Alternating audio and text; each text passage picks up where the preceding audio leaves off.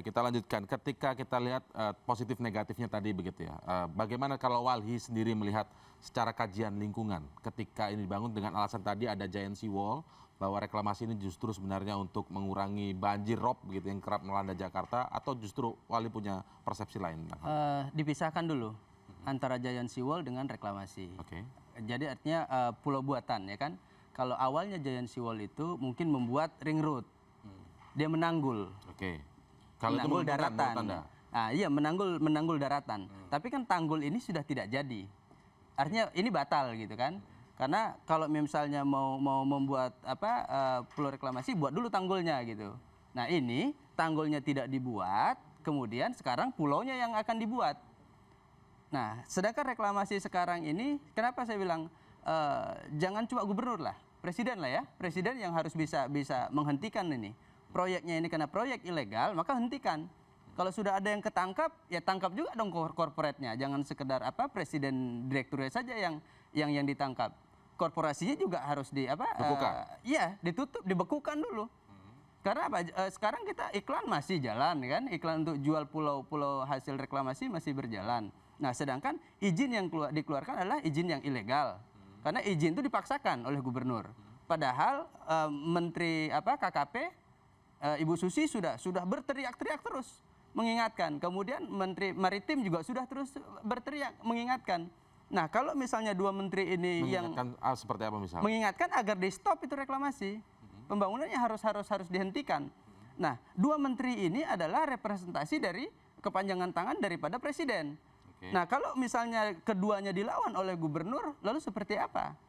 Nah, artinya dengan adanya hikmah ya tertangkap tangannya oknum ini, maka paling tidak sudah menjadi momentum. Tutup buku begitu ya. Tutup dulu. Karena apa? Ini sangat merugikan. Okay. Kemudian kita kembali untuk material misalnya ya, untuk material karena ini merubah bentang alam, itu kita lihat di Kepulauan Seribu ada 4 pulau yang sudah hilang. 4 pulau sudah hilang. Nah, sekarang akan berapa pulau lagi yang akan hilang? Nanti di Banten menolak materialnya diambil. Kemudian Bangka Belitung nanti menolak masyarakat Bangka Belitung materialnya diambil. Nah, terus nanti material yang sebanyak ini dari mana akan diambil lagi?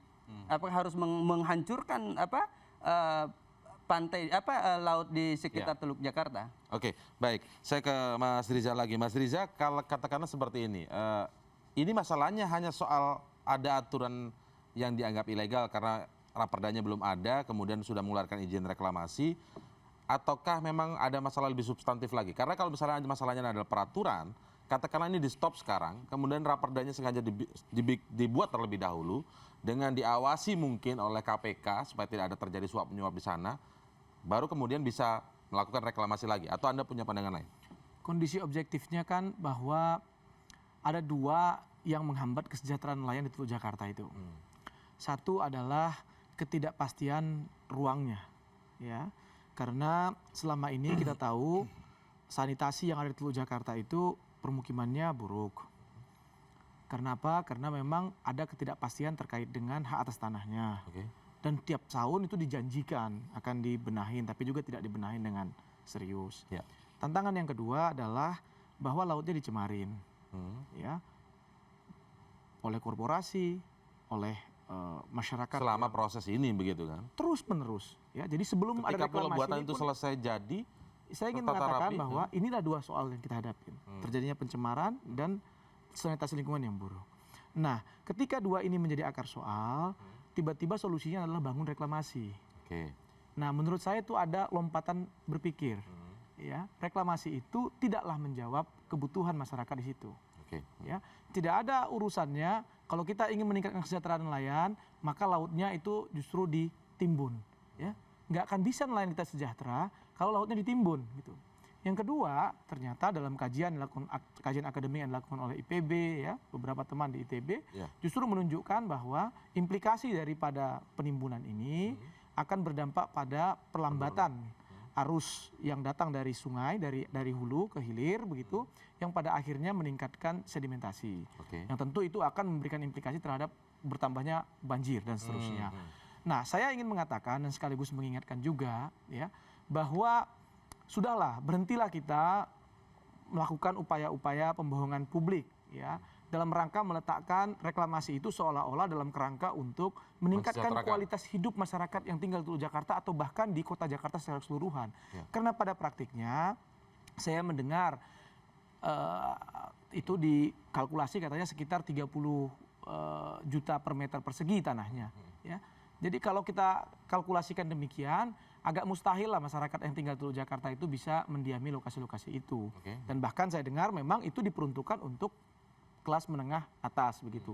Dalam situasi yang seperti itu, maka bisa kita simpulkan secara substansial dia tidak akan menjawab, ya reklamasi tadi tidak akan menjawab agenda-agenda kesejahteraan, tidak akan menjawab kebutuhan ruang yang diharapkan oleh warga Jakarta itu sendiri, tidak akan menjawab tentang tantangan banjir, apalagi perubahan iklim. Ya, termasuk dalam hal ini tidak akan juga memperselesaikan persoalan terkait dengan Jadi tantangan intinya pangan kita. Gitu. jadi intinya tolak saja semua reklamasi itu. Ya memang tidak ada gunanya. Ya, substansi Jadi persoalan Teluk Jakarta bukan itu bukan soal reklamasi. Bukan soal peraturan yang salah atau tidak salah ini kemudian. Artinya tidak perlu ada peraturan ini menurut Anda ya? Karena tidak ada urgensinya lah maka peraturan itu dibuat dimanipulasi. Ya. Kalau logikanya tidak boleh ada kegiatan reklamasi sebelum ada konsultasi publik. Tidak ada konsultasi publiknya. Ya, tidak boleh ada ranperda yang keluar. Ya, tidak ada peraturan daerah yang keluar kalau tidak ada konsultasi publiknya. Faktanya tidak ada konsultasi publiknya.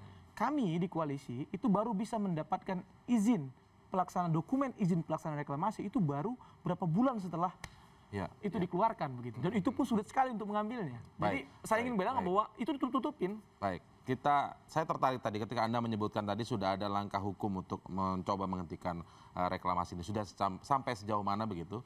Dan kita akan lihat juga kajian dari Walhi, tetapi tetaplah bersama kami masih akan segera kembali saat lagi.